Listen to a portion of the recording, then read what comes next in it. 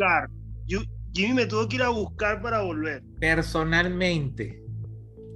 También está Carmen, está Valeria, que creo que es Eugenia. Está mi Eugenia. Mariela, Mayorvi, bienvenidos todos, Carlos, bienvenidos a todos, de verdad, estoy feliz. Vanessa y mi Mónica también. Estamos todos. Líderes. Falta de Jay, pero yo de Jay está un poquito atrasado. Ya va por el segundo round porque va en camino, pero seguro va a llegar al segundo round. Los libros tienen que ser así corticos, Jimmy. Bienvenidos a esta cápsula maravillosa. Hola. Buenas tardes, bienvenida. Eugenia, bienvenida. Voy a buscar mis apuntes. Busquen sus apuntes. Hoy vamos a tener una sesión especial, una sola sesión para discutir este maravilloso libro que no nos va a engañar porque sea delgadito. Ya pasamos un libro el año pasado cuando leímos El Caballero de la Armadura Oxidada, que nos dimos cuenta que el librito era cortico en teoría, ¿ok? Pero del cual le pudimos sacar muchísimo aprendizaje, y esta pequeña joya que realmente es, digamos que un pequeño tratado sobre cómo adaptarnos a un mundo en constante cambio. Y aunque el mundo está en constante cambio, creo que desde que empezó la pandemia se ha hecho muchísimo más latente el tema de los cambios, sobre todo los cambios bruscos, ¿ok? Si ya aquí en Venezuela estamos acostumbrados a tener algunos cambios que de repente te agarraban bañándote y no te dan chance ni siquiera de cambiarte, la pandemia ha venido a acelerar aún más los cambios en nuestra vida cotidiana. Y si ahora le ponemos un ingrediente picante de una posible guerra en puerta, se podrán imaginar cómo todo el panorama político, económico del mundo entero ha cambiado, ¿no? Y todavía tenemos personas que eso del cambio no se les da muy bien y siempre andan como buscando rechazar o querer imponer que las cosas se queden como están. A estas alturas todavía tenemos venezolanos que dicen: ojalá Venezuela vuelva a ser como antes. Venezuela no va a ser como antes más nunca, y lo que tenemos es que construir un mejor porvenir, un mejor hoy, ¿ok? ¿Y cómo lo hacemos? Haciendo algo, lo mejor que hacemos en nuestro espacio de influencia. Bienvenidos, mis líderes. ¿Quién quiere romper el celofán? Como siempre, contándonos su anécdota de cómo fue el acercamiento con el libro, ¿ok? Cuando empezaron a leer esta maravilla, ¿cómo se sintieron? No sé, qué se están riendo, me están echando chistes por ahí, no me dicen. Vanessa levantó la mano. Ajá. Bueno, como te comenté, este libro estaba en la biblioteca de mi casa, al igual que la del Caballero, y realmente nunca lo había visto, ¿no? Gracias por colocar este tipo de libros en el círculo de lectura. Yo tomé varios apuntes porque cuando estuve leyendo la historia me di cuenta que hay muchos puntos que hablan de temas de liderazgo. Esto de acostumbrarnos a los cambios está muy relacionado, lo relacioné mucho con la ley del tope, ¿no? De igual manera también, yendo de atrás para adelante, cuando estaban en la mesa debatiendo lo que les había parecido la historia, uno de ellos mencionó algo que me parecía muy importante, y era que él decía: mi jefa siempre me estaba hablando de que había que cambiar. Creo que en el fondo ella quería que yo cambiara, pero no sabía qué era lo que ella estaba esperando. Entonces recordé mucho cuando tú nos mencionabas con el tema de la delegación, que usualmente se delega es diciendo: mira, quiero que hagas esto y ya, pero no se menciona cuáles son los resultados que se esperan tener, y que eso es súper importante. Entonces, lo que esta persona mencionaba ahí me recordó mucho de la importancia de recordar qué es lo que quiere o qué es lo que se espera, qué es lo que espera el líder alcanzar, brindar las herramientas para ello, y hablarles de los beneficios, porque el joven decía: tampoco sé por qué eso va a ser beneficioso para mí. Y eso me llevó a recordar cuando Stephen Covey hablaba de comprender para ser comprendido. Entonces se le pide a la persona: tienes que cambiar, o estoy esperando, quiero que estos cambios se hagan en la organización, pero todo se queda ahí, ¿no? Y usualmente hay organizaciones que cuando se dice desde la alta gerencia van a haber cambios, estos no son realmente bien percibidos, ¿no? Lo siguiente que me llamó la atención es que para estar pendiente de esto del cambio, que sabemos que eso va como que en una cuba, ¿no? O sea, cuando uno cree que ya todo está bien, es cuando nuevamente hay que sentarse a revisar la estrategia del ODA-Loop que tú nos has hablado, constantemente estar observando el entorno, qué me está diciendo el entorno, qué está diciendo la gente del entorno, ¿no? Y a partir como que de esa recolección de datos, uno comenzar a trazar estrategia. En realidad, Jimmy y los presentes, yo me tomé la técnica que tú mencionas en el libro Piensa, de leer un libro y de hacer las notas uno, ¿no? Y en realidad tomé muchas notas de un libro tan corto, porque lo otro que me llamó la atención era cuando Keith y Kof, sobre todo Keith, era el que se quejaba constantemente de que es una injusticia, porque nos deben, porque sí, ese patrón de conducta de creer que me deben, y desde ese punto de vista se exige, ¿no? Me recuerda mucho al venezolano que dice el gobierno me debe dar una casa, ¿no? Pero también ha sido un poco por el tema de gobiernos populistas que se han tenido, en donde todos hemos tenido arte y parte en ello. Lo otro que también me hizo mucho recordar a las conversaciones de Marco Aurelio fue cuando finalmente Kof se da cuenta que mientras más rápido uno se dé cuenta de que el entorno siempre va a estar cambiando, uno no va a estar desprevenido, a uno esa situación no lo va a agarrar desprevenido, porque ya uno sabe que eso va a llegar. Entonces me recordaba mucho Marco Aurelio cuando él habla de la naturaleza de las cosas. Y la naturaleza de las cosas es que constantemente se está en cambio, se está evolucionando. Si no se evoluciona, se va a encontrar de lo que es la corriente como tal, de lo que significa la experiencia de vivir. No quiero mencionar todo porque, bueno, quiero dejar que los demás líderes también participen. Pero bueno, básicamente, lo otro que también me llamó mucho la atención era que a pesar de que Oli y Corry tenían un sistema bastante arcaico, ellos por esa misma naturaleza de que por ser animales no se detienen a pensar, a hacer revisión a lo que es la parte lógica. Ellos se guiaban eras por sus instintos y ellos trabajaron en equipo. Oli sabía que era muy bueno olfateando a distancia y sabía que era muy rápido.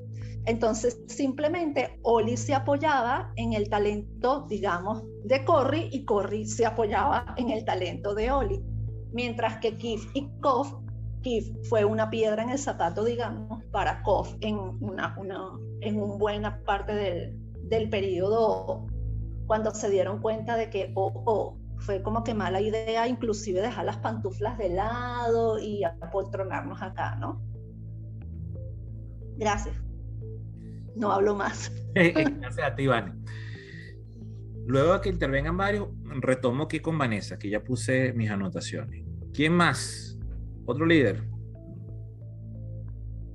Que nos diga su impresión inicial con el libro.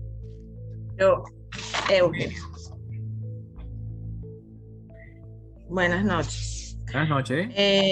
Primero me sorprendió porque lo había visto, pero yo creo que era un libro que no hubiera comprado yo para leer. Tal vez si me lo prestan o pasa como ahorita, bueno, casi que obligado, y me sorprendió gratamente, de verdad me quedé,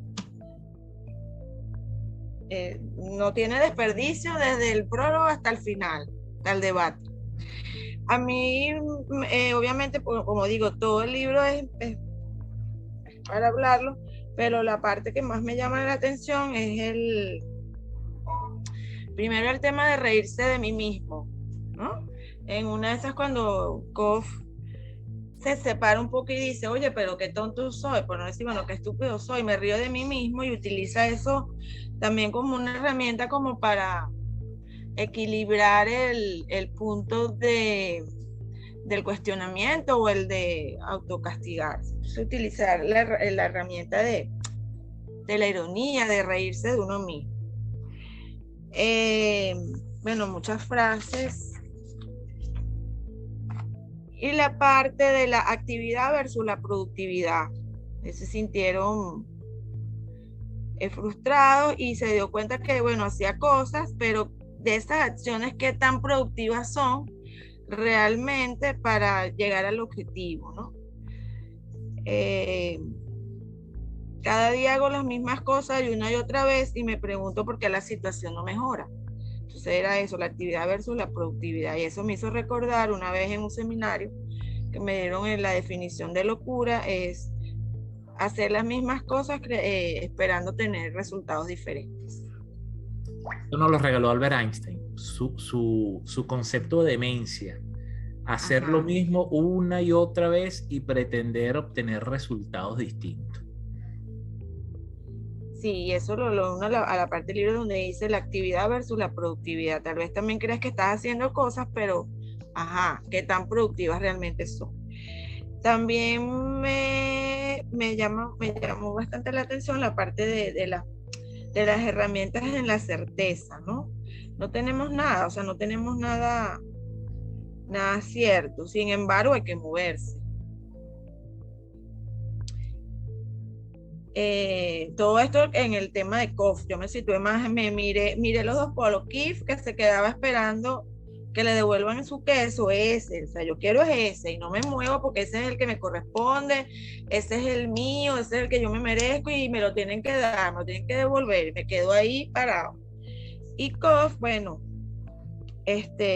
también una frase que él dice, el queso pertenece al pasado y ha llegado la hora de buscar uno nuevo. En ese tema de que no hay nada cierto. Las cosas cambian y nunca más vuelven a ser como antes. Esas eran las frases que me movieron. La vida se mueve y nosotros también debemos hacerlo.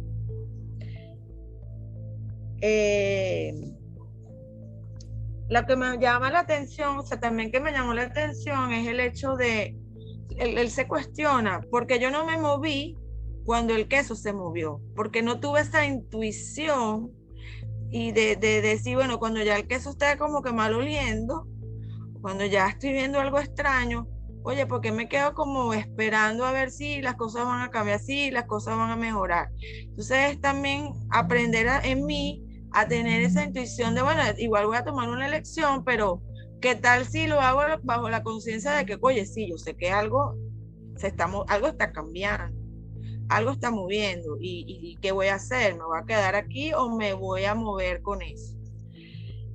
Y lo más central, la frase más central es, ¿qué harías si no tuvieses miedo? Exactamente. ¿Qué harías si no tuvieses miedo? Y esa explicación de él, después de tantas veces que he estado con la emoción del miedo, me hizo ver la otra cara del miedo, porque él dice, un poco de miedo es bueno ante un cambio, porque ese miedo que tú sientes porque voy a perder voy a perder el trabajo, voy a perder la casa, esa incertidumbre de ese cambio, es bueno cuando esa sensación, oye, que ya vamos a quedar sin trabajo, no voy a tener más nada que hacer, me mueve a hacer una acción. O sea, siento el miedo, pero es bueno cuando, yo antes de eso, ¿qué voy a hacer? Me tengo que mover. Yo no voy a esperar a quedarme sin trabajo, yo no voy a poder esperar que yo quedarme sin el queso, una metáfora. Y eso me hace moverme. Entonces, cuando tienes miedo de que las cosas empeoren, si no haces algo, el miedo puede incitarte a la acción. Por el otro lado, cuando es malo, cuando el miedo te paraliza, cuando te impide hacer algo, el miedo no es bueno. Entonces, me di cuenta que yo siempre me quedaba en el miedo paralizante. Y de esta visión yo digo, coño, ya es verdad. También el miedo Claro que yo yo lo sé en esa teoría del cerebro primitivo que tiene que son emociones primitivas. Pero verlo desde esta opción, oye, ya va. Yo tengo miedo, pero así todo salgo al laberinto, porque yo tengo que conseguirme otra cosa. Y bueno, eso, establecer tips como la confianza, sí, confianza en lo que hay, aun cuando, o sea, confianza en lo que está, aun cuando no sepa qué hacer, o sea, aún sin expectativas. Cuando él dice tomar las riendas de su vida en lugar de solo dejar que las cosas ocurran. Okay. Y esa parte de, bueno, huele el queso a menudo para saber cuándo empieza a moverse. En el tema bueno, para que te des cuenta cuando las cosas están cambiando y no te agarres de sorpresa o te quedes ahí paralizado. Importante ese punto. Me lo vamos a conversar ahorita. Sí. Porque hay veces... Sí, huele el queso. Hay ocasiones en que podemos oler el queso. Y nos podemos dar cuenta que viene un cambio y nos podemos preparar, pero también existe la posibilidad, como pasó aquí, de que el queso se lo llevaron. Alguien se llevó el queso y ¿qué vamos a hacer? Hay dos maneras de afrontar el cambio. Los cambios que pueden ser olfateados, el cambio que sabemos que esto va a pasar, que la situación está cambiando, el mercado está cambiando, y es ahí donde yo tengo que olfatear y hacer como Oli corre, olfatear hacia dónde tenemos que ir y mover. A veces nos pasa por sorpresa, como pasó con la pandemia. Llegó un viernes, casualmente ese viernes estaba cumpliendo año Eli, celebramos el cumpleaños de Eli, llegó la noticia, mañana no se puede salir, el lunes hay cuarentena. Yo le dije a Eli, bueno, 2 semanitas de vacaciones en casa, lo usaré para leer. 2 años más tarde, estamos aquí sentados, ¿ok? Leyendo un poco de libros. Buscando la manera de hacer que nuestra vida tenga otra vez un equilibrio, ¿ok? Pero no deseando que las cosas vuelvan como antes. Gracias, Eugenia. Tenía la mano... Ya, para terminar, las otras herramientas era visualizarse, que eso también me llama la atención que lo utiliza, ¿no? Visualizarse ya logrando, disfrutando lo que tienes el queso e imaginar lo feliz que es. O sea, eso también lo encontré ahí. Y bueno, reírse de sí mismo, y también la enseñanza que dejan los ratones, que no hay que analizar, o sea, no analizar en exceso, sino, bueno, a veces tomar algunos riesgos, pues. Okay. Ya, eso. Eso. Gracias, Eugenia. Gracias. Bellatrix, tenías la mano levantada. Bienvenida. Hola, buenas noches a todos, ¿cómo están? Bien, gracias a Dios. Qué gusto verlos a todos. Estoy muy agradecida de estar acá. Fíjense, lo que yo vi y que me deja el mensaje más poderoso es el miedo. Y lo estaba diciendo Eugenia ahorita. El miedo a que te pasó lo que te pasó, lo previste o no lo previste, como lo dices tú. ¿Y qué hago con ese miedo? El miedo a lo voy a hacer y no lo voy a hacer. O sea, fíjate que él lo piensa mucho, con mucho miedo, y eso creo que todos los que estamos acá lo hemos vivido en algún momento, donde tenemos el miedo, sabemos que tratamos de planificar y salir adelante con ese miedo, y no es fácil, no es nada fácil vencer al miedo o vivir con él, ¿ok? Y bueno, es un proceso que tampoco es mágico de un día para otro. Ay, bueno, ya hoy decidí que el miedo, y ya el miedo se fue y se quedó atrás. Este giliputiense pasa un buen rato preguntándose qué está haciendo, si lo está haciendo bien, si esto que estoy haciendo nuevo va a ser productivo para mí, y no ve un resultado rápido ni definitivo o de inmediato, sino que pasa un tiempo para que pueda todo ese tiempo. ¿Y cómo hacemos para vencerlo no, dirían por allí a lo venezolano, no reculiar. Eso es a mí el mensaje que me queda más fuerte, porque es un mensaje del día a día. Todo lo que uno intente, voy a aprender a tocar guitarra y, uy, ya se me puso muy difícil, mejor que no, dejo eso así. O mira, fui a terapia psicológica y en la cuarta terapia vi que me estoy enfrentando a una situación y no, yo mejor como que no ahondo en ese tema y lo dejo así. ¿Cómo tenemos que tener esa valentía, ser suficientemente valientes para seguir adelante? Y bueno, ahí dejo mi reflexión. Gracias, Bellatrix. Te voy a hacer una pregunta si te atreves, Bella. Dígame. Cuando me hables del miedo, Ajá. saliendo, que creo que es uno de los puntos más importantes del libro, cuando te toca el tema del miedo, saliendo de haber leído las meditaciones de Marco Aurelio, ¿a qué te suena que es el tratamiento del miedo como lo ven los estoicos? ¿Qué hacemos con el miedo desde el estoicismo?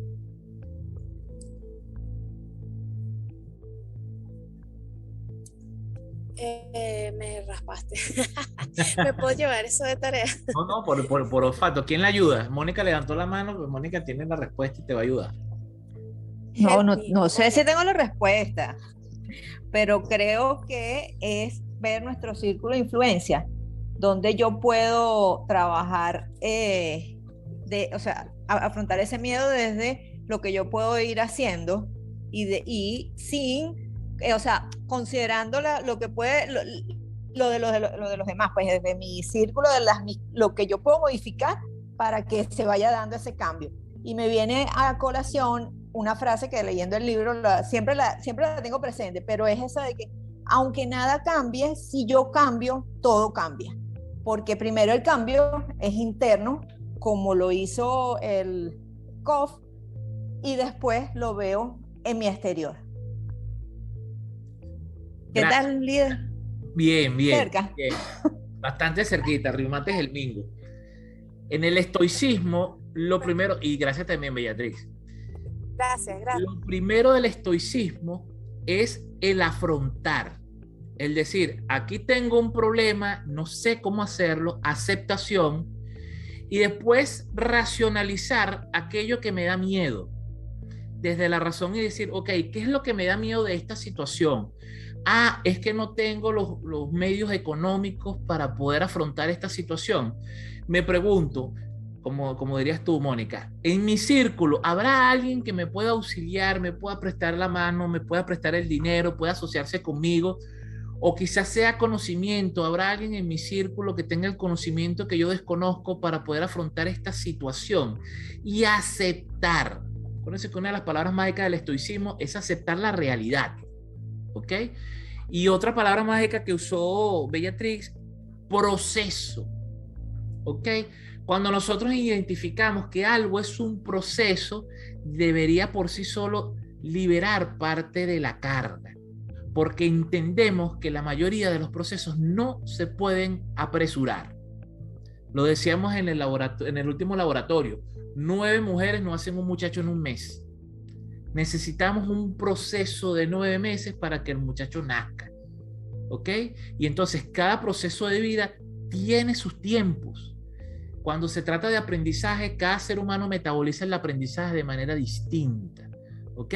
Entonces, 2 palabras claves en el cambio hasta ahorita. Una la dijo Bellatrix, que es un proceso. ¿Ok? Así sea rápido, sigue siendo un proceso. ¿Ok? Eugenia nos muestra el tema del miedo. ¿Ok? La responsabilidad que tenemos que enfrentar ante el cambio, y Vanessa nos regaló algo importantísimo, que es la asociación que ella hace de la ley del tope.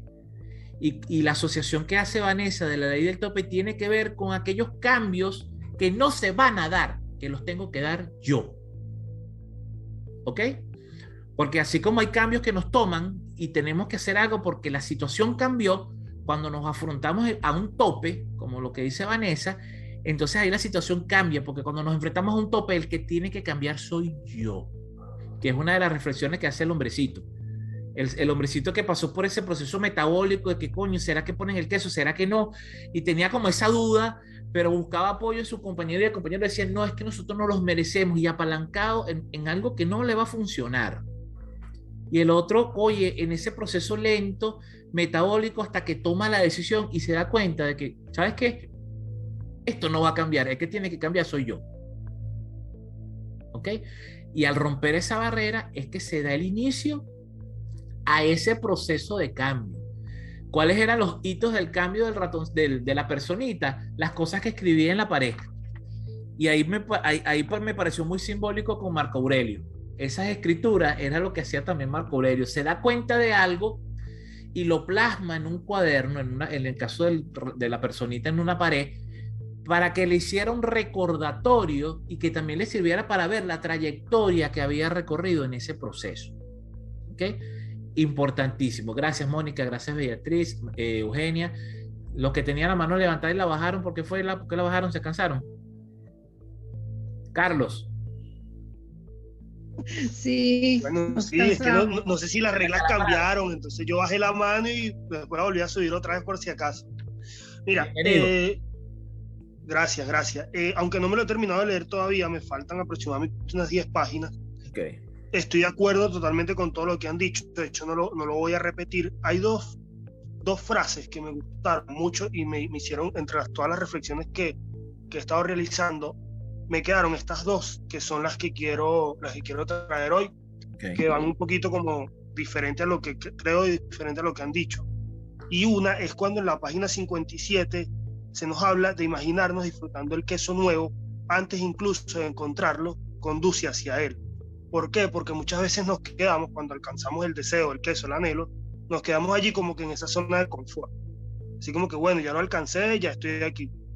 Entonces el imaginarme disfrutarlo para alcanzarlo, creo que también es importante. Y luego, otra cosa que está en la página 67, otro mensaje que dije que lo tengo que pensar a aplicar más, y es notar enseguida los pequeños cambios, ayuda a adaptarse a los cambios más grandes que están por llegar.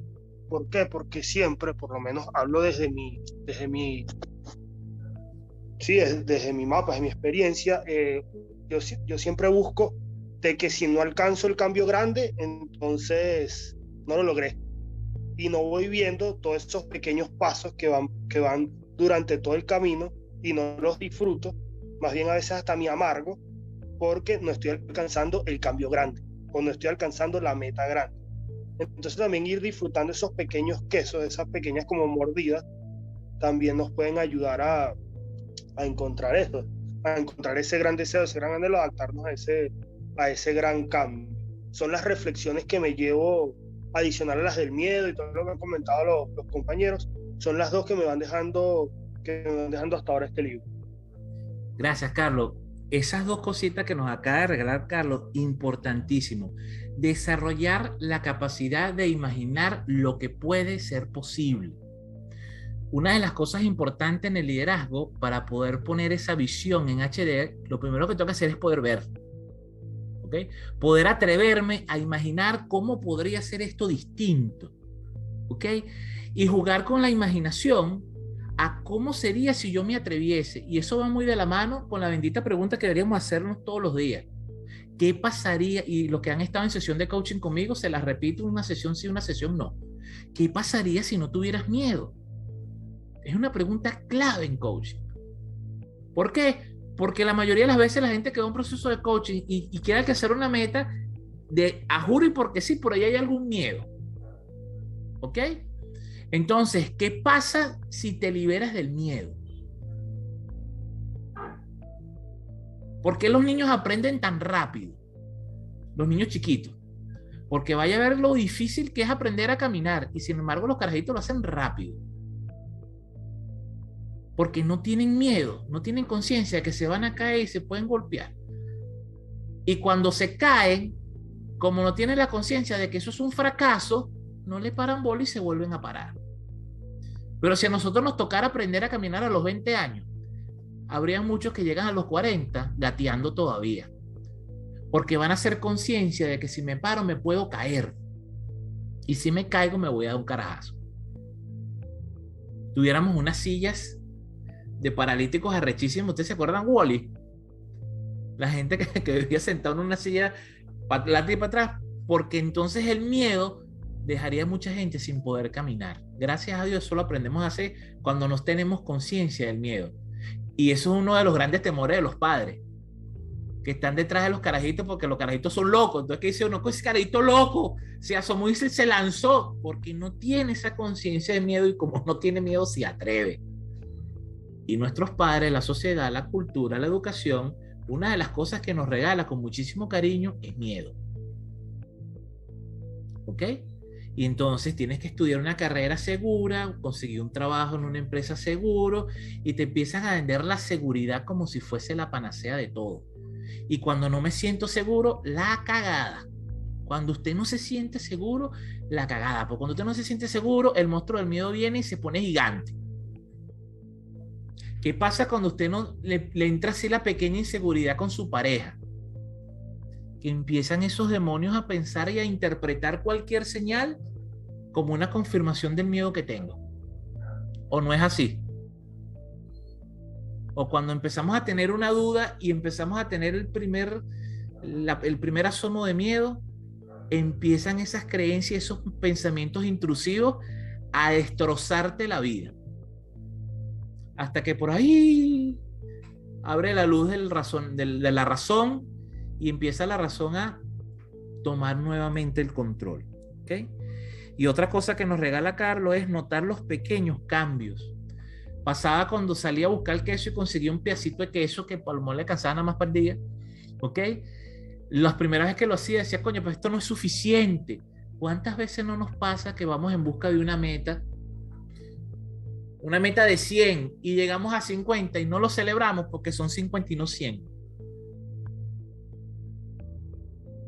Queríamos alcanzar algo y como no le llegué a lo que yo quería llegar, lo que hice lo desmejoro, le quito el crédito, le quito importancia. Entonces fíjense cuántas reflexiones, mis líderes, que no tienen que ver ni siquiera necesariamente o directamente con el cambio, tienen que ver con nuestra vida. ¿Ok? Podemos hacer con el simple ejercicio de tomarnos el tiempo para pensar. Carmen, que tenías la mano y la bajaste, la subiste, la bajaste, ahorita el micrófono lo cerraste. Buenas noches a todos. Buenas noches. Sí, bueno, mira, no es exactamente el libro que me gusta, sabes que me gusta más Cabilla, pero bueno, hay algo que me llamó la atención y es la escogencia de los personajes del libro, y lo relacioné con Marco Aurelio porque justamente una de las cosas que hablábamos hace rato del miedo en el estoicismo es que los ratones hacen lo que le es propio, ¿ok? Gracias. Y los humanitos hacen lo que le es propio también, ¿no? Entonces uno se mueven hacia el racionamiento y toda la creación mental, y los otros no tienen juicio, sino se mueven por el instinto de conservar la vida. Entonces, en ese aspecto, fíjate que hay una frase allí que me gusta que dice que palabras más, palabras menos, que lo que imaginamos siempre es más terrible de lo que está pasando. Siempre. ¿Okay? Y creo que esa es la constante. Se dan cuenta que la internet de Carmen siempre hace lo mismo, ¿verdad? ¿Verdad? Siempre hace lo mismo. Todo el tiempo. Cuando Carmen viene a decir, y lo más importante es, y nos deja todo así como que. En suspenso. Aquí estoy. Ok. Aquí estoy. Y hay otra frase del libro que me gusta, porque yo lo que hice entonces, en vista de cómo es el libro, lo que hice fue pasarlo por mí, pues, ¿no? Entonces, muchas de mis resistencias van hacia esa frase que dicen que cuando el cambio se impone, la gente se opone. ¿Ok? Creo que es lo que me pasa mucho, y sobre todo lo usé para identificarme con cada uno de de mis ambientes de, digamos, de trabajo, de maneras de ser, de actuar en el mundo, con cada uno de los personajes, en quién soy Oli, en quién soy Corrie, en quién soy Kif y en quién soy Kof, y las áreas que, bueno, me estoy dando cuenta que tengo que, como dicen, oler el queso y correr un poquito más, ¿no? Bueno, básicamente eso quería decir, no los quiero acaparar. Ok. Gracias. Le voy a dejar una pregunta en el aire para irnos al break, para ir a buscar agua y café, para los que tienen que ir al baño. Y tiene que ver con lo que dijo Carmen. ¿Okay? Esa frase es muy gestáltica, eso de pasártelo por ti. Pasártelo por ti significa agarrar el libro y pasártelo en el sentido de, ¿qué tiene que ver esto conmigo? ¿Cuándo he sido yo cada uno de los 4 personajes? Y es una manera muy importante de hacer el análisis, porque no son 4 personitas, son 4 entidades que viven en nosotros. ¿Ok? Las 2 primeras tienen que ver con el instinto y las segundas tienen que ver con el raciocinio. ¿Ok? Son 4 estados de la mente. Cuando me dejo llevar por lo que Maslow hablaba y por lo que hablaba Freud de las pulsiones, cuando viene una pulsión, viene la parte racional, le dice, epa, ¿le doy cabida o no? El super yo y el ello peleando. ¿Ok? ¿Le doy permiso a que eso salga? Sí o no. ¿Y cuántas veces nos pasa que en una situación de cambio nos ocurre eso? De que cuando tenemos que sencillamente reaccionar, pensamos, y cuando tenemos que pensar, reaccionamos. ¿Ok? Es cuándo utilizar cada uno de los 4 personajes. Entonces voy a dejar eso por ahí para cuando regresemos, ¿ok? Pero la hago cuando vengamos. Vamos a buscar café y vamos al baño y nos vemos en 5 minutos. Ok, mis líderes, continuamos. Antes de irnos al break, ¿ok? Había comentado en relación a la intervención de Carmen 2 cositas. Uno, sobre la frase que dijo Carmen de que cuando el cambio se impone, la gente se opone, y cómo contrastamos eso con lo que se hace en la Gestalt, con la resistencia, con las resistencias. ¿Ok? ¿Qué pasa en terapia cuando nos enfrentamos a una resistencia como terapeutas, los que practican la terapia? Que no vamos contra la resistencia. ¿Ok? Entonces, cuando viene un cambio y el cambio es impuesto y yo no puedo hacer nada para evitar el cambio, resistirme al cambio no es la ruta. Por lo menos no es la más expedita. Y en uno de los 2 liliputienses, en uno de los 2 hombrecitos, estaba resistiendo el cambio y más bien decía cosas como, es que nosotros nos merecemos que nos vuelvan a dar el queso. Entramos ahí en una discusión estéril sobre qué se merece quién y por qué te lo mereces. Por el simple hecho de ser un hombre, una persona. Y era lo que él hacía referencia en relación a los ratones, Oli y Corrie. Que él decía, es que ellos son unos ratones, nosotros somos personitas y nos merecemos que nos den el queso. Cuando el merecimiento es algo que va atado a mi esfuerzo. Usted merece en la medida que se esfuerce, y esperar que le devuelvan el queso no es el mayor esfuerzo del mundo, ¿no? Entonces vamos a continuar. ¿Quiénes faltan por intervenir? Quería hacer esa acotación antes de continuar.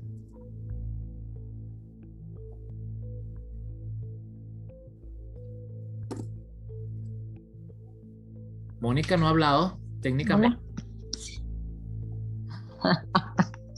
Al principio nos reíamos porque cuando tú dijiste, ¿quién quiere romper el celofán? Yo apagué la cámara y Eli se dio cuenta. No me di cuenta. Y por eso nos reíamos. No me di cuenta porque estaba escribiendo, estaba tomando notas. Muy bonito. Bueno, este libro lo he leído por lo menos en los últimos 3 años como 4 o 5 veces. Pero bueno, como nada es azaroso, y esa frase me la llevo de Vanessa y de ti, que la dijiste en la última sesión presencial, lo tenía que volver a leer. Otra perspectiva, siempre se le ve algo importante, algo que recordar, algo que tener presente, y creo que como lo pasé por mí, muy bien pasado, porque como en otras oportunidades lo leía en otras perspectivas y veía como que a los demás y cómo los demás toman el cambio y tal, pero esta vez sí lo pasé por mí y me ubiqué donde estoy siendo coach, así como dijo la señora Carmen, donde en qué aspecto de mi vida estoy en cada uno de los personajes, lo que estabas comentando ahorita. Y bueno, como siempre recordé que el cambio siempre empieza por uno mismo, que hay que revisar todas esas cosas que te están produciendo miedo y recordé, en estos días escuché a, ¿cómo es que se llama? La española que tú mandaste el video en estos... Ella decía que más del 90% y específicamente el 91.4% de las cosas a las que le tenemos miedo no se van a hacer realidad nunca. O sea, que menos de una de cada 10 cosas a las que les tenemos, de esos miedos que nos paralizan, de esos miedos injustificados que nos paralizan. Me quedé muy enganchada a la visualización, también escuchando a Joe Dispenza en estos días habló sobre la capacidad de la visualización y de cómo cambiando esos pensamientos, porque efectivamente nuestros pensamientos son 90% de lo mismo que pensamos ayer y que pensamos anteayer, y así entonces repetimos ese bucle del pensamiento y no cambia nada porque todo sigue siendo el mismo. Entonces, cómo visualizar las cosas nos ayuda a cambiar ese pensamiento y a promover desde mí los cambios que quiero ver afuera. Gracias, Mónica, porque fíjate, nos regalas algo bonito. Primero mencionando las cosas que dice el profesor Joe Dispenza, ¿ok? Pero ahí es donde entra la parte de la racionalización de los miedos, ¿ok? Ese estudio lo han repetido yo no sé cuántas universidades, dando más o menos el mismo resultado, de que por encima del 90% del pensamiento catastrófico, de las cosas malas que van a pasar, nunca ocurren. Y esa información está disponible. Entonces, cuando yo empiezo a racionalizar el miedo y empiezo a buscar, y ahí sí podemos aplicar el sesgo de confirmación a mi favor, ¿ok? Si yo quiero validar de que el miedo que tengo es irracional y busco información, la voy a conseguir. Ahora, si yo quiero validar que el dolor que tengo, el picor que tengo en la nariz, es una enfermedad terminal, también voy a conseguir información que va a validar que ese picorcito que tengo en la nariz porque me picó un zancudo es que me estoy muriendo. ¿Ok? Entonces, cuando conocemos cómo son las estructuras mentales, cómo piensa el ser humano, ¿ok? Podemos usar eso, como dirían por ahí muchos, para hackear la manera en que estamos pensando. Y podemos usar el sesgo de confirmación del cual hemos hablado aquí en el club para que trabaje a favor de nosotros. ¿Ok? Siempre hay tres maneras de ver las cosas: la manera negativa, la manera positiva y la manera neutra. Y nosotros racionalmente decidimos qué creer. En liderazgo decimos que el líder solamente cree la mitad de lo que escucha, pero el líder con discernimiento sabe cuál mitad creer, porque a veces nos pasa. No somos personas que somos personas que analizamos las cosas y decidimos qué creer, y a veces decidimos creer lo que no deberíamos creer. ¿Ok? Entonces, desde el discernimiento y desde el tener la capacidad de razonar y pensar cuál es la realidad, de esa que hablan los estoicos, de que es la que tenemos que aceptar, las cosas son como son. Y uno de los aprendizajes, ¿ok?, que dice el librito al final, ¿sabes? Que es como un decálogo de los aprendizajes que obtuvo una de las personitas, ¿ok? El primero te dice que el cambio es un hecho. Es decir, el mundo está en constante cambio, y aquí escuchándolos me acordé de mi queridísimo amigo Heráclito, cuando Heráclito decía: es imposible que te bañes 2 veces en el mismo río, porque ni el río va a ser el mismo, ni tú tampoco vas a ser el mismo. Y entonces aferrarnos a un pasado que ya pasó, por eso se llama pasado, ¿ok?, es casi tan ilógico como querer pretender anticipar el futuro. El futuro no lo podemos anticipar, pero sí nos podemos preparar para él. Y para eso sirven esos ejercicios de visualización, de verme ya colocado en el futuro, ¿ok? Ya colocado con las cuestiones que quiero que sean exitosas para mi vida. lo hemos hablado en alguna formación aquí dentro del club, eso que llaman el efecto Pigmalión, que puede ser positivo o puede ser negativo. Me lo puedo aplicar a mí y se lo puedo aplicar a mi entorno. Si yo espero algo malo, lo malo que espero tiende a ocurrir. Cuando se trata sobre todo de personas. Cuando yo no espero mucho de Carlos, Carlos no me va a dar mucho. Pero cuando yo espero muchísimo de Mónica y que Mónica va a dar el extra y que Mónica va a darlo todo, generalmente consigo, en psicología se llama la profecía autocumplida. Tiende a, de alguna manera, a realizarse eso. ¿Okay? ¿Quién más? ¿Quién falta por intervenir?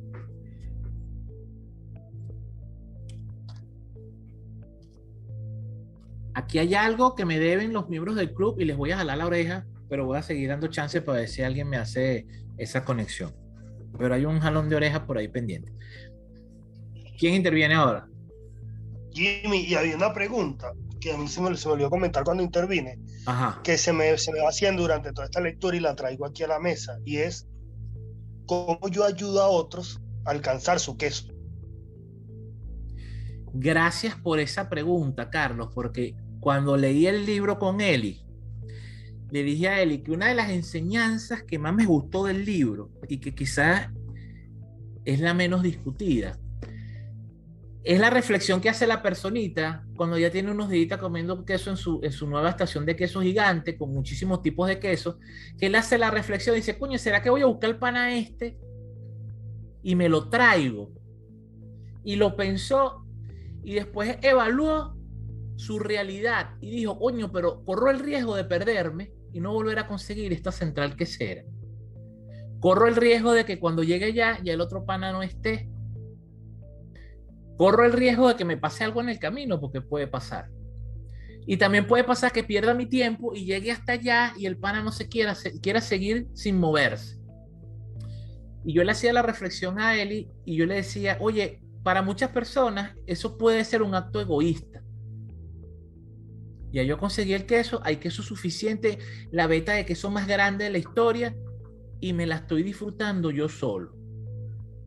Muchos pudieran pensar de que fue algo egoísta, pero después él hace la reflexión y dice, coño, me doy cuenta de todo este aprendizaje que yo he tenido y que pude metabolizar y que pude darme cuenta en cada día que estuve en el laberinto.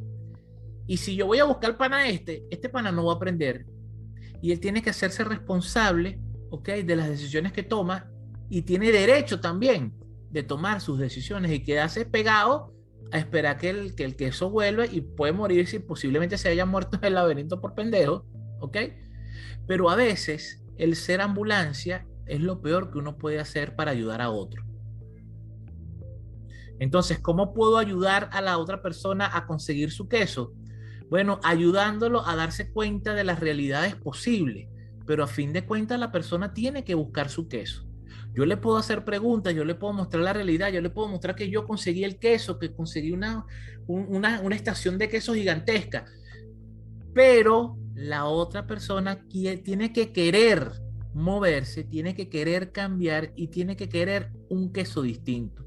Porque inclusive cuando el ratoncito consiguió algunos pedazos de quesos interesantosos, muy refinados, y se los llevaba para que él se los comiera, él decía, no, yo no sé si me voy a acostumbrar a ese queso. Y el coño madre se está muriendo de hambre y aún así se daba el tupé de decir, no, es que yo no quiero probar otro queso, yo quiero que me devuelvan mi queso.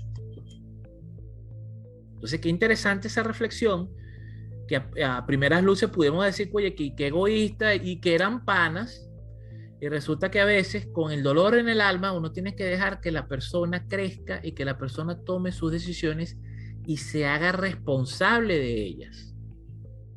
Yo le comentaba a Eli, ¿qué puede pasar, Eli? Puede pasar que el carajo se traiga coñazos al otro carajo para la nueva estación de queso y vuelva a pasar lo mismo, y entonces la otra persona va a sentirse con derecho a que sea el otro que arriesgue su vida para conseguir queso para los dos, con la excusa de que, bueno, es que tú eres el que tiene la experiencia, ya tú sabes cómo es la vaina. Yo no, yo atado los zapatos, los boteo, no sé cómo hacerlo, hazlo tú por mí.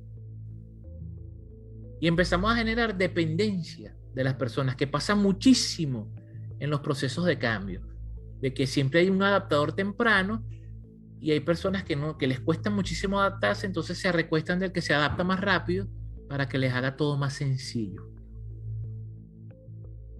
Eli, ¿tenías la mano levantada o tienes la mano levantada? Sí, espero que no se me caiga la bella conexión. Bueno, a mí me llamó la atención, bueno, todo el libro me llamó la atención, todas las frases, bueno, lo que cada una de las personas que están aquí han apuntado el día de hoy. Concuerdo con muchas de ellas, pero me llamó, yo anoté dos en específico, de ese porque bueno, es lo que estoy ahorita trabajando, ¿no?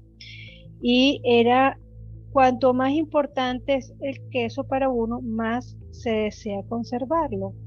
Y eso lo voy a enlazar con cuanto antes se olvida el queso viejo, antes se encuentra el queso nuevo, el nuevo queso.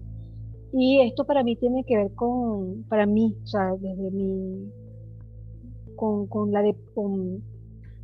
se llama esto? Con el apego. Total. El apego a las cosas, ¿no? El apego al pasado, el apego a las cosas que tenemos y no queremos dejar ir, a los pensamientos, a las vivencias pasadas. Obviamente ahí se enlaza el miedo, ¿no? Pero eso de veces cuando no sentimos miedo a avanzar por algo que tenemos como un recuerdo de algo, de alguien o de alguna situación. Entonces siento que, bueno, para mí viene atado mucho a lo que es el apego emocional que sentimos a muchas cosas y no nos permite avanzar. Y a veces no nos damos cuenta, estamos y caminamos y seguimos hablando de el trabajo pasado, o seguimos hablando de lo que, por ejemplo, aprendí a escribir en una máquina de escribir en un trabajo pasado, entonces voy al trabajo nuevo y me dan una computadora, entonces no, porque así es que se hace, ¿no? Entonces es esa cuestión de no querer avanzar porque estamos arraigados a algo que vivimos, ¿no? Eso fue lo que más y ojo, cuando lo leí y recordé cosas, porque obviamente vino a mi mente cosas que me hizo hasta llorar, desde el pensar que qué increíble que a veces estamos aferrados a pasados y no avanzamos, ¿no? Gracias, Eli. Cosas, vivencia de niños, cosas que no te permiten avanzar, así de sencillo, que tú crees que no vale, claro que sí, ¿no? Vienes cuando eres adulto, no, porque mi papá, no, porque mi mamá, no, porque el amigo, no, porque me hicieron, no, porque el maestro. Entonces, sin darnos cuenta, eso es un apego al queso viejo y que atraes a tu vida presente. Eli, gracias por eso. ¿Sabes por qué? Porque hay dos grandes cosas que impiden el cambio. Uno, lo hablamos ya extensamente, que es el miedo. Y el segundo es el apego. Y el apego es arrechísimo cuando tú lo analizas filosófica y psicológicamente. Porque el apego es una vaina que sirve con todo. Tú te puedes apegar a una persona. Tú puedes sentir apego hasta por un pedacito de trapito que era tu trapito de cuando eras niña y sin el trapito no puedes dormir. Pero también te puedes apegar a un pensamiento. Aun y cuando sabes que el pensamiento te hace daño, no quieres dejar que el pensamiento se vaya. Y tiene otra característica importante el apego, y es que se puede disimular, se puede ocultar. Tú puedes estar apegado a algo y no darte cuenta, y hasta negarlo. No vale, yo no te he pegado a esa vaina. Son vainas materiales, se me pierde. Pero si se te pierde, no duermes. Entonces el apego es mortal. Porque el miedo se reconoce. Usted cuando tiene miedo sabe. Y a veces hasta lo sintomatizamos. Me duele la barriga, siento una vaina en la barriga, o me da taquicardia, o empiezo a sudar frío. El cuerpo te avisa. El cuerpo te avisa cuando tienes miedo, de muchas maneras. A mí me puede dar por el estómago, a Eugenia le puede dar por sudar frío, a ti te puede dar por, no sé, a ti te puede dar por sudar, y a Mariela le puede dar por la risa nerviosa.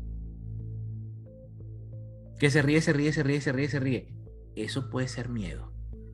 Que en un estatus más abajo es nervio. Pero el apego a veces no da señales, sino hasta que es demasiado evidente. cuando tienes que cambiar y no cambia, dices, coño, realmente no me da miedo, pero no quiero cambiar. Posiblemente estamos en presencia de un apego. Claro, porque hasta te puedes apegar a algo que te está haciendo daño. Y sabes que te está haciendo daño, y lo intuyes y lo sientes y sabes, pero te sigues apegado a eso. Es que si es apego, te hace daño. Ya por definición, el apego hace daño. Sí. El apego es dañino. No hay apego bonito. Eso lo estoy viendo ahorita mucho en mi clase, Jimmy, porque fíjate, hay gente que está apegada a, por ejemplo, en el yoga hacer asana porque quiero que me quede perfecta, entonces no, y entonces hay una cuestión de que tengo que hacerlo, y entonces déjalo, no te sigas haciendo daño porque te estás haciendo daño. Cuando haces una postura y no puedes y tienes que ver y ves al otro y no, como que no, y yo antes lo hacía y porque ahorita no, y recuerdas cuando lo hacías, coño, pero yo lo hacía hace unos meses atrás. Y ya estás aferrado a esa emoción, y entonces no lo puedes hacer ahorita, pero a ver, ya está, no lo puedes hacer. Y cuando liberas esa energía, te das cuenta que luego lo puedes hacer. Mañana o pasado lo logras nuevamente, pero esa aferrarte, el querer hacerlo, te vas haciendo daño sin darte cuenta. Porque hay gente que está súper adolorida porque está haciendo algo que no puede hacer. ¿Sabes? Porque hace meses lo hacía. Entonces es muy arrecho porque uno no se da cuenta. Son cosas muy pequeñas, pero que siempre te lleva a un pensamiento. ¿Sabes? A mí me pasó. ¿Sabes por qué es tan dañino el apego, Eli? Porque lo principal que te quita el apego, ¿sabes qué es? Libertad. Libertad, sí. Y también volvemos al Marco Aurelio. Por lo menos en 3 de los 12 libros, o 4 de los 12 libros, Marco Aurelio habla del apego. Y lo dice, suelta esa vaina. Sean bienes materiales, sean personas, sea pareja, sea hijo. Suéltalo. Y en eso se basa la virtud de la que habla en el estoicismo. El hacerme responsable de mí. Y si estoy apegado a ti, no me puedo hacer responsable de mí. Porque parte de mi responsabilidad la diluyo haciéndome responsable por ti. Y no puedo hacerme responsable por una vida ajena, porque no, de vaina puedo con la mía a duras penas. Y todos los días enfrento mis miedos y todos los días enfrento mis apegos, y no me da abasto el día, ni la fuerza, ni el intelecto para hacerlo. ¿Cómo podría yo tomar el control o el apego contigo? Hacerme responsable de cosas tuyas. No puedo. Y estoy hablando en términos emocionales. ¿Ok? Entonces, una de las porque cosas fíjate, hasta para el perdón, Jimmy, cuando dices cuanto más importante es el queso, para uno más deseo conservarlo. Cuando tienes un pensamiento, algo que no has olvidado de algo que alguien te hizo daño, y tú te quedas ahí, ¿sabes? Te quedas ahí, eso es un apego muy arrecho. Y claro, cuando lo perdonas, ¿qué hace el perdón? libera. ¿Qué hace el perdón? Te libera, exacto. ¿Qué hace el perdón? Te libera, te quita el apego. Lo dejas para que puedas seguir avanzando. Porque mientras no perdonas, eres esclavo del sentimiento que estás teniendo de arrechera, de rencor, de me la vas a pagar, ojalá te vaya mal. No estoy siendo libre. No estoy siendo libre. Porque el tiempo que estoy pensando en tenerte arrechera es tiempo que estoy perdiendo en ser virtuoso. O en construir algo que en verdad valga la pena para mí. Entonces los apegos roban libertad. Y por supuesto que no es fácil. Identificar un apego es complicado. Y apenas lo identificas, viene la negación. No vale, yo ni pendiente. No, ni pendiente de pana. El proceso de aceptación para tú poder trabajar el apego y desapegarte, primero tienes que aceptar que estás apegado. Que ahí hay un apego. Y vienen las preguntas difíciles. ¿Qué estoy ganando yo? Porque cuando estamos apegados a algo hay una ganancia. Y tengo que hacer consciente cuál es esa ganancia secundaria que tengo yo por seguir apegado a ese recuerdo.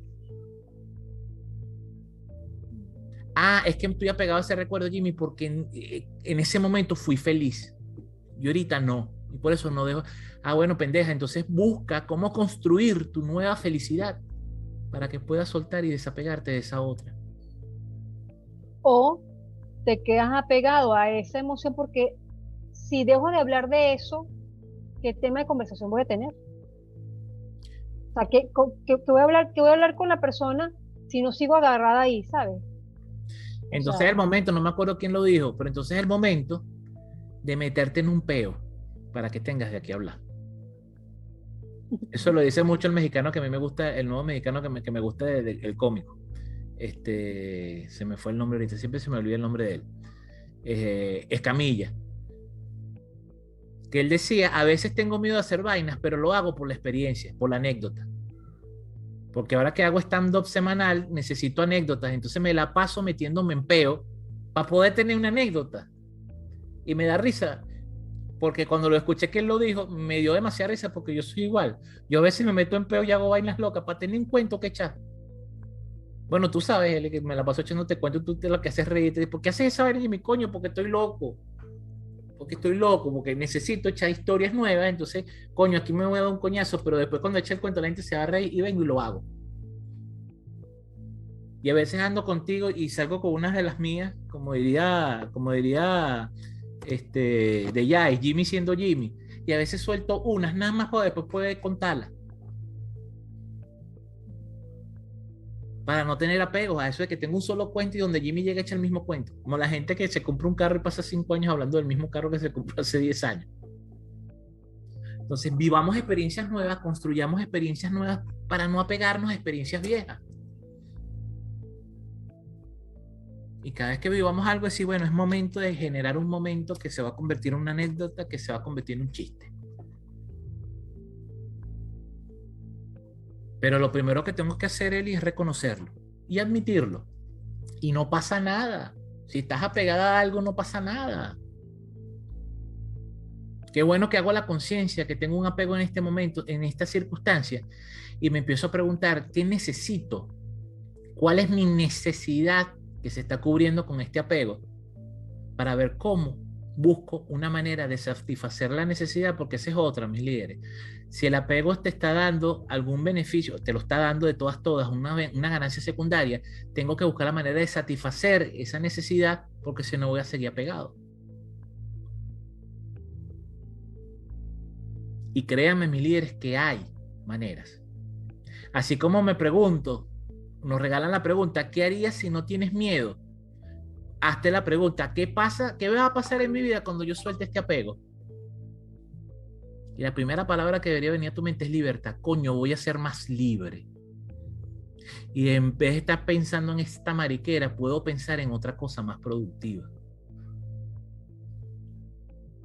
Y desde el racionamiento, desde la racionalización, empiezo a buscar salida, empiezo a construir opciones que me permitan hacer algo distinto, usando la frase de Eugenia, para salir del concepto de demencia y hacer cualquier otra cosa para obtener un resultado distinto.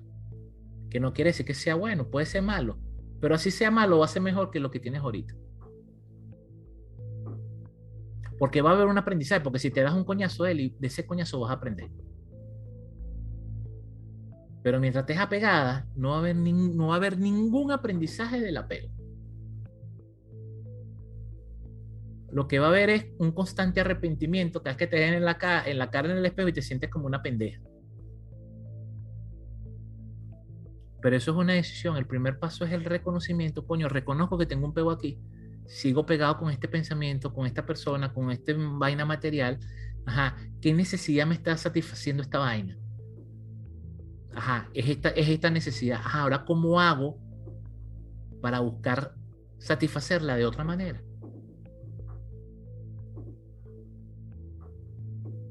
Y lanzarse a ver cómo se siente dejando un apego. Gracias, Eli. ¿Quién más? Vanessa tenía la mano levantada, pero el internet le dijo chao, chao, chao. La sacó. Bueno, mis líderes, el regaño es porque yo estaba esperando que algún miembro del club me hiciera un hermoso enlace entre el quién se llevó mi queso y esta manera de ver el cambio y la hermosa pieza que nos regaló Juan Dyer del cambio, el documental, la película. ¿Ok? y cómo pudiéramos atar el conocimiento que nos da este libro con el conocimiento que nos regaló Wayne Dyer en esa película que vimos sobre el cambio. ¿Ok? Y cómo los estadios, el amanecer, el atardecer y el anochecer de la vida y los distintos conceptos y percepciones del ego tienen que ver con nuestro queso. Pero me voy a quedar con las ganas, porque ninguno de mis líderes lo hizo. Pero no importa, yo sé que alguno se va a atrever, ¿ok? Y lo va a hacer y me va a regalar un audio en el grupo de cómo podemos conectar ambas visiones de cambio, porque son visiones distintas de un mismo tema, el cambio. ¿Ok? Aún así, mis líderes, considero que fue una hermosa sesión de muchísimo aprendizaje en un pequeño libro del tamaño de un dedo, ¿ok? Y fíjense todo lo que se le pudo sacar. Quiero invitarlos, mis líderes, para la próxima sesión del Círculo de Lectura, que sí van a ser varias sesiones, porque es un libro un poco más gordito. Le voy a pedir por favor a Carmen, que yo sé que no son los yunques que a ella le gusta leerse, pero le prometo que después de este vamos a leer un yunque de esos que a ella le gusta. El próximo libro que vamos a ver también es un clasiquito, porque de verdad que yo sé que Marco Aurelio es un yunque, hay que darle al cerebro tiempo para que vuelva a su estado, se le baje la hinchazón. Entonces el próximo libro, que van a ser 2 o 3 sesiones, va a ser El monje que vendió su Ferrari. Desde la misma óptica, mis líderes, de no solamente lo que quiso decir el autor, sino que otros autores complementan la idea. Esto se lo vamos a pasar con la invitación, le vamos a pasar el libro. Yo no lo tengo, pero eso lo conseguimos seguro. ¿Ok? Mónica ya levantó la manito. Yo lo tengo. Ok, el que lo tenga, Yo lo tengo. Lo pasa, ¿ok? Y él hace la invitación, ¿ok? Nos vamos a ver, creo que en 2 semanas, si es que no hay una actividad especial del club dentro de 2 semanas, ¿ok? El monje que vendió su Ferrari. Y luego se los voy a anunciar de una vez para comprometernos todos. Luego de que leamos el monje que vendió su Ferrari, pues vamos a volvernos a meter con filosofía y vamos a leer Sófocles, ¿ok? Y de Sófocles vamos a leer nada más y nada menos que Edipo Rey. Y vamos a tratar de rasguñar el complejo de Edipo de Freud y cómo esos personajes, ahí sí vamos a hacer una lectura enfocada a personajes. Una de las maravillas, como escribía Sófocles, es que al inicio de los documentos te presenta así, estos son los personajes, bienvenidos. Entonces, para hacer un proceso de identificación con personajes, con qué personaje me identifico más, ¿ok?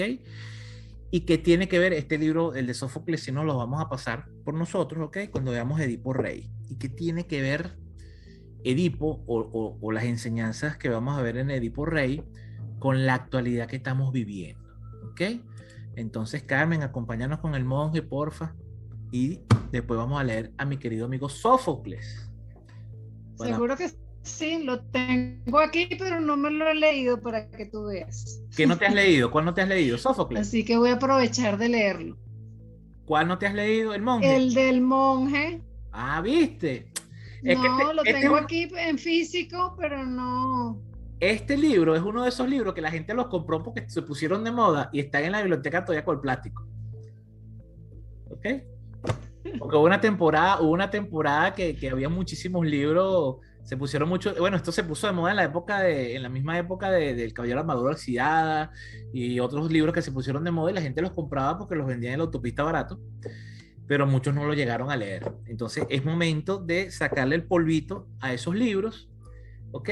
Y ver, obviamente que con la mirada con lo que nosotros leemos aquí en el club, va a ser una mirada bastante diferente.